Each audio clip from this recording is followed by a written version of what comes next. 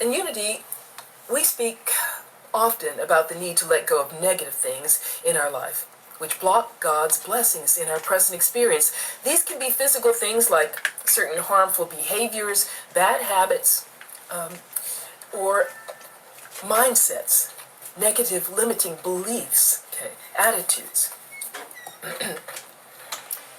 We teach numerous spiritual techniques and processes, meditative processes, which can help us to do the releasing that we need to do for healing of our body, our mind, and our life experiences, including forgiveness techniques and the use of spiritual denial statements and affirmative statements, like the ones that we were affirming just a few moments ago, and also symbolic imagery. We can use all of these to release negative or painful aspects of our past. We share a process called the burning bowl, which is most often employed at the end of each year or the beginning of the new year as a way of letting go, excuse me, of the old, no longer needed or no longer helpful aspects of our past, so that we can be free to experience new blessings. But the burning bowl process can be used at any time that we feel the need to release negativity in us in order to start over or to move in a new direction in our lives. Simply put, the burning bowl, which is a meditative process, can be done by stilling ourselves enough to reflect on what we know in our heart we need to let go of in order to be at peace with ourselves and others. We seek divine guidance in our prayer or meditation time as to what we need to let go of. And then, taking a piece of paper, we write down what comes to us as items that we need to let go of. These can be thoughts, feelings, attitudes, beliefs, memories that were hurtful. And as we become aware of these and we write them down, we hold them for a moment in mind, realizing that the process that we are undergoing is one of letting these things go. So we write these on the paper, and then using, standing over a sink, with water, or a fireproof bowl with sand in it, something like that, we set the pieces of paper that we've written what we need to release afire. And we hold them for a moment and drop them into the water or drop them into the sand where they continue to expire. And we are releasing these things symbolically. So this is a method we can use to release negativity that we find in ourselves. And most of the time, the negativity comes from our resistance to something, our resistance to the way things are. As the paper is burned to ash, we realize that we are choosing to let these things go. An alternative to the burning bowl, which we can use and we can teach children to use when they have fears or anger or they're worried about something and they need to let go of that emotion, is to have them write, or you write for them, what they want to release on small bits of paper. And instead of using fire, you can use the element of water. Tear the paper that has the items that the child wants to let go of and be free of, and tear them up into small bits, tiny pieces, and then have them flush them in a toilet bowl. A symbolic act of flushing them out of their lives. Children can draw what frightens them or angers them on a piece of paper and tear this up and then flush it and let it go. These are examples of using fire and water as a cleansing, purifying agent for symbolically letting go of aspects of our painful past. But what about the holding on that we do to the wonderful experiences that we've had in our past? Might these good experiences also block our present opportunities for blessings if we hold on to them too tightly and we refuse to let them go, knowing in our heart that we need to make room in our heart for new blessings? Now that I've had my 2 doses of the coronavirus vaccine and have passed the quarantine period for these vaccinations, I have begun happily reflecting on the idea of reopening my own life, resuming activities, reconnecting with people that I haven't seen in a while, spending time with them, getting my dance card filled in, as they say. I watched a lot of TV during the pandemic. Probably you have too. And my mouth right now is watering for one of those Eristables.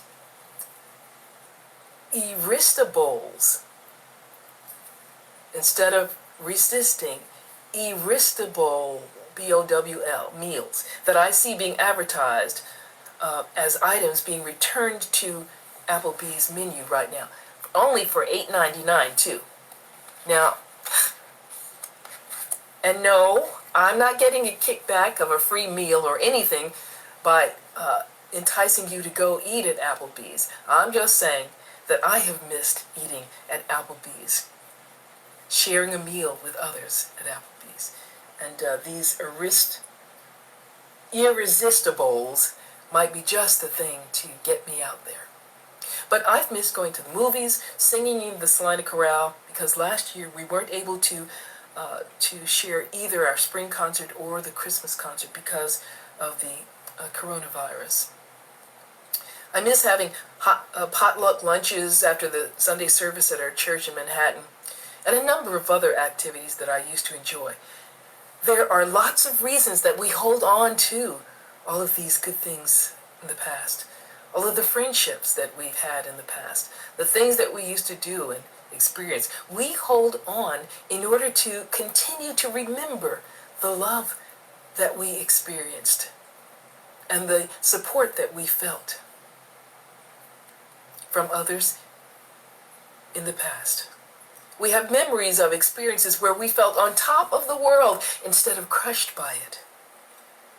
We remember when we felt successful, healthy, wise, prosperous, and we were living well and happily. So generally, people hold on to the good past because it was a happier time for them.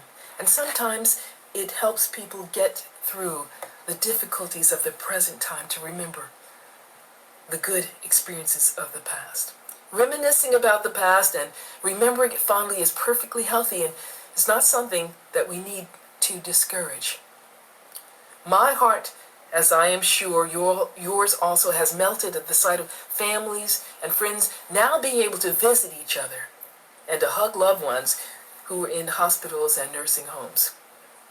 Here's a story about a senior citizen who looked past the pandemic to being able to resume his trips to Walmart to watch, as he says, the Walmartians. Here is his trip. He wrote, "Yesterday I wore my Vietnam veteran cap to Walmart.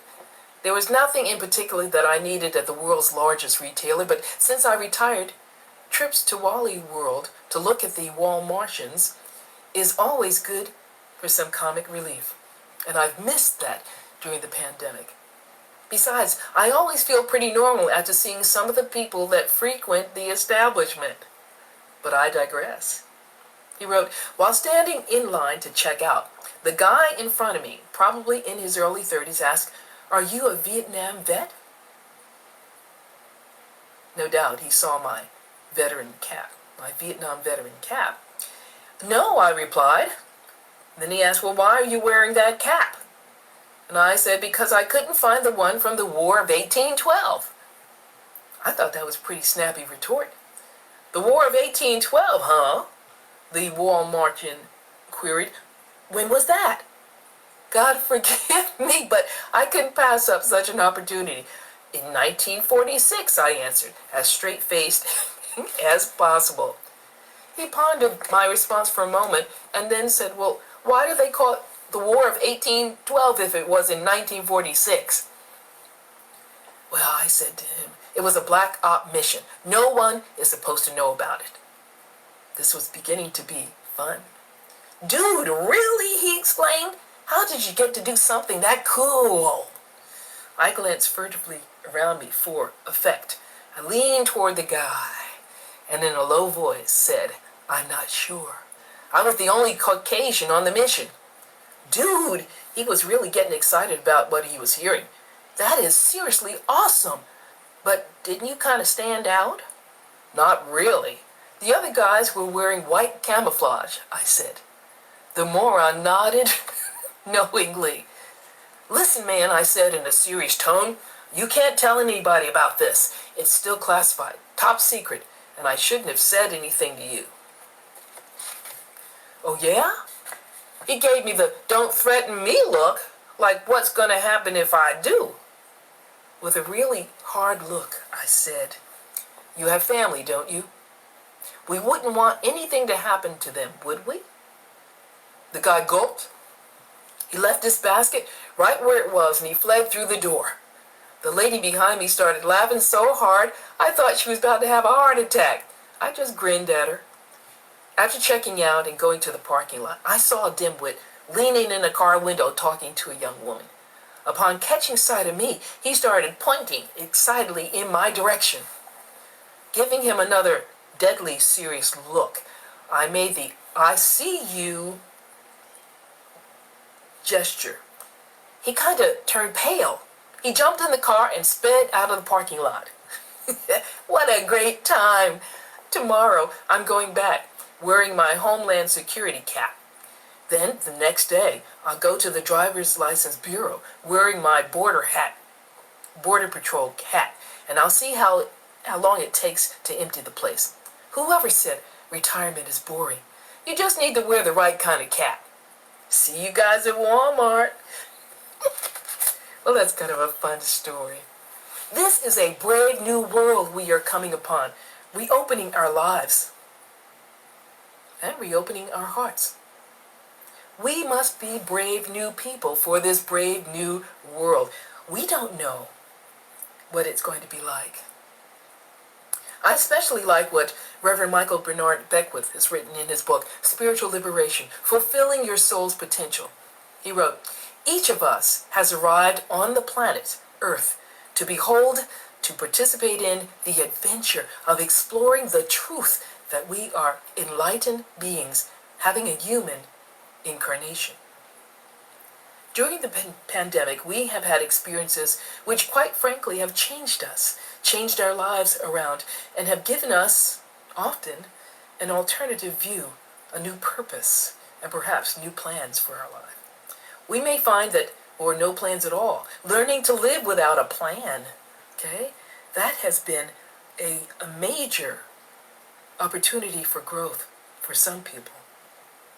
We may find that when we reconnect, expecting the same joy in the same things that we used to do in the past, and the same warm, supportive friendship that we remembered having and enjoyed with someone in the past, that this friendship, this experience that we look forward to, is not the same, doesn't have the same feeling tone, because absence, distance, and circumstances have wrought changes in us, in them, and in our world.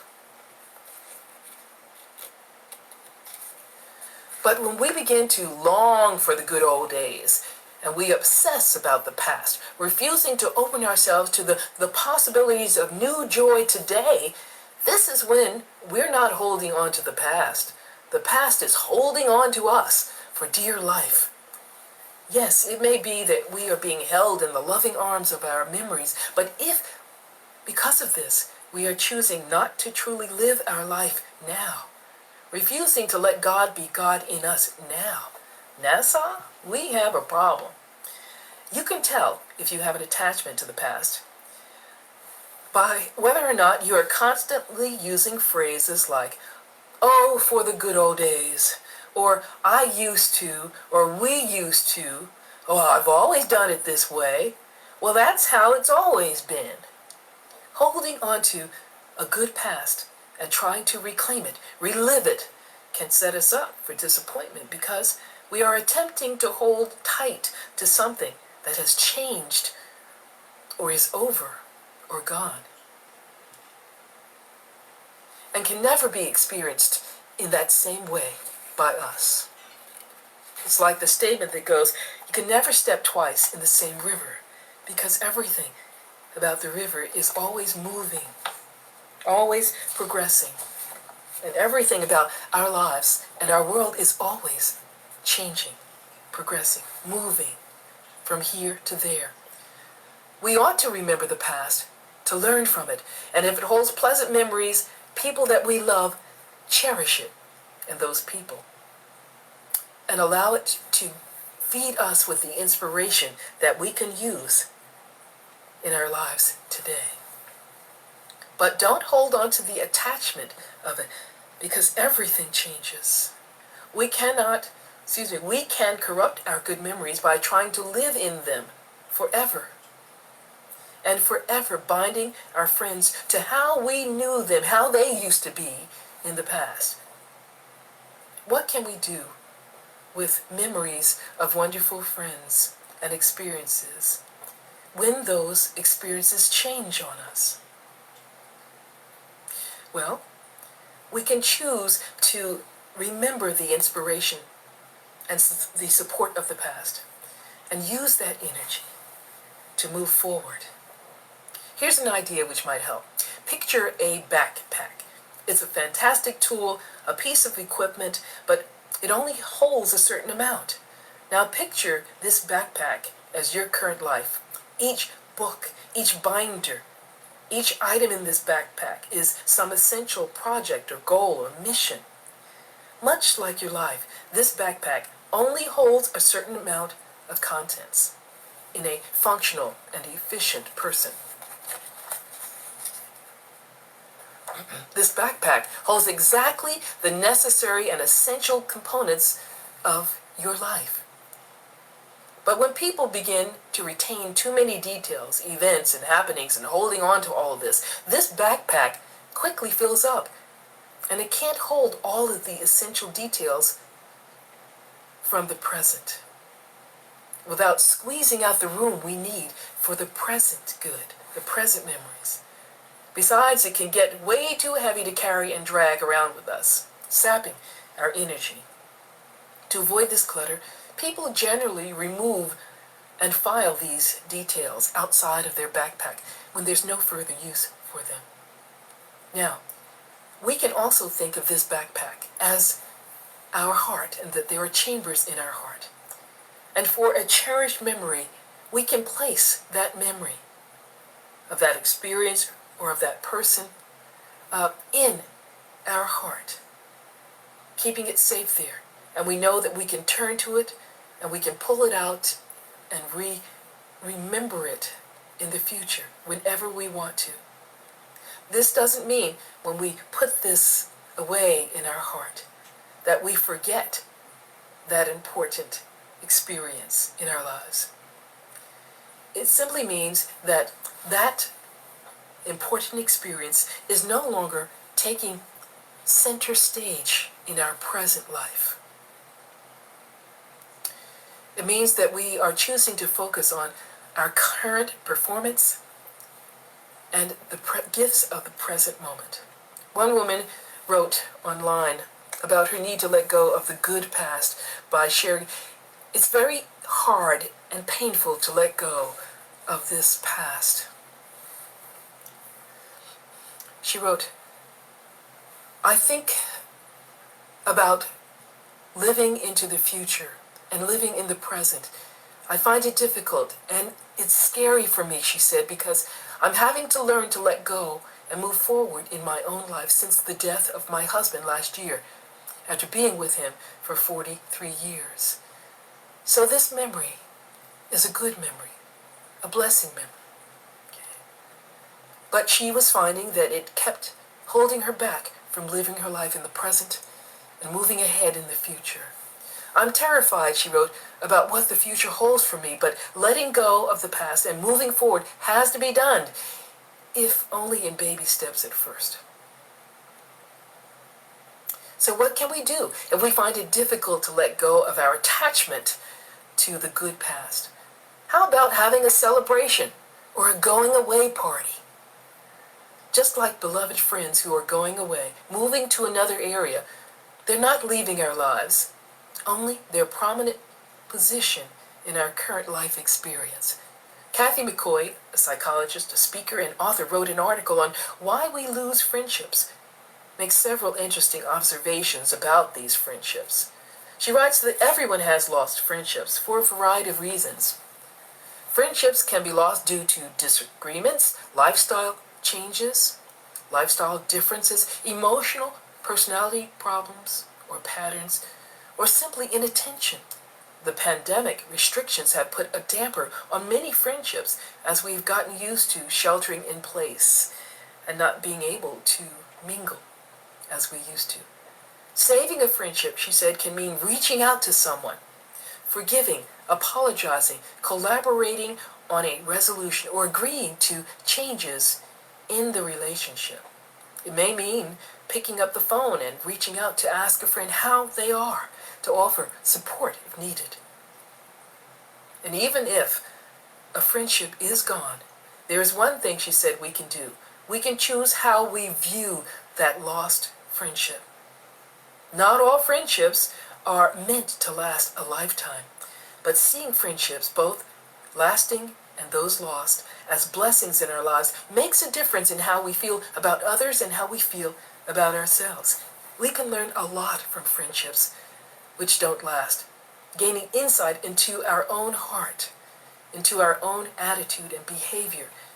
And this allows us to be aware of the changes that we would like to make in ourselves, and allows us to cherish the memories of good times past.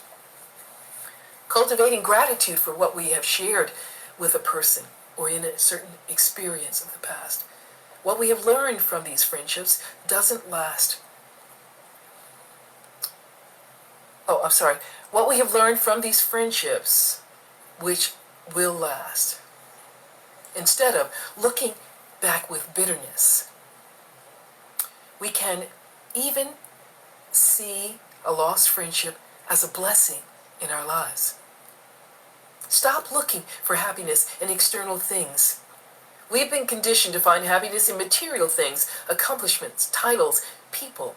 And when we chase happiness by believing that someone or something outside of ourselves can make us happy, we suffer.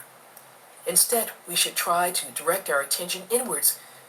With meditation, we start to find that peaceful center, that place of divine love in us, and we can become attuned to this inner space. It helps us place our value system in ourselves. Here's a story that I would like to share. It's a Sufi story, but I believe it has import about this idea of looking for our happiness in the wrong places. A Sufi master had lost a key to his house, and he was looking for it in the grass outside. He got down on his hands and knees, and he started running his fingers through every blade of grass. Along came 8 or 10 of his disciples, and they said, "Master, what's wrong?" He said, "I have lost the key to my house."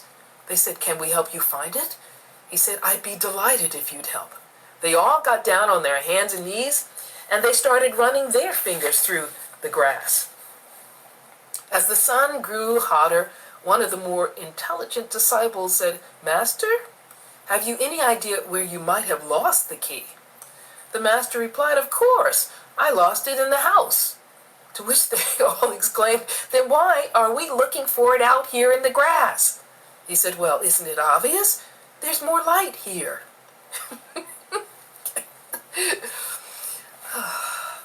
Why are we looking for outer things, including people in our lives, to bring us the happiness that really exists within us? Now, friends and others can help us, can inspire us to look in the right direction, for the happiness that we seek. And they can gift us by sharing their happiness, their light, and their love with us, and so make us stronger and our vision clearer. But they're not the source of that happiness and that joy. We have all lost the key to our house in one way or another. And many times we don't live there anymore. One of the things I think that the pandemic has gifted us with is this opportunity, whether we got there kicking and screaming, but the opportunity to understand what quiet is, to settle down, to experience the inner peace that is always with us, the inner strength that is always within us. It has given us the opportunity to reflect on our life and our experiences, get in touch with our true source of happiness. When we understand what this true source is, we feel much more comfortable reopening our hearts to the people around us in our lives as we move through this pandemic period. We feel more comfortable opening our hearts and our lives, knowing that we don't have to have all the answers. We don't have to know what the future holds, because we know that divine love, the love of God, holds the future. And this is enough.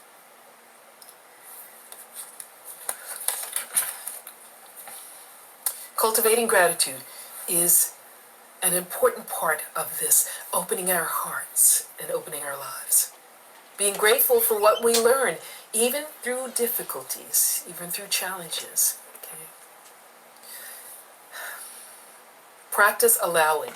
This means to let life be just as it is. Allow your thoughts, allow your emotions. Stop all the resistance to change, the resistance to the unknown. It's okay. We can trust in God, the maker of all that is, the creator of the universe, the creator of ourselves. And has given us this opportunity to learn and grow what love is on this earth plane, what peace is, what compassion and forgiveness is, by giving us opportunities to open our hearts and our lives. We can allow things to not be the way we expect. We can allow life to happen and stop releasing tension, stress, anxiety. Michael Bethwood encourages us to search ourselves to see how we are moving in the world. He recommends that as we reopen ourselves to life, come out of that cocoon, okay? Reach out to new experiences, new friends, new opportunities for growth. We include spiritual practices as a willingness to stay on the razor's edge of life. What we want to continue discovering is the deeper and deeper dimensions of our own being. When we participate in life, we are courageously venturing into the aspects of our being that we may not have realized we have. We are to be bold enough to step out without knowing how things will end up, but trusting God, trusting life as we reopen our lives to life. God bless you in your personal reopening to life beyond the pandemic. Now let's join in a meditation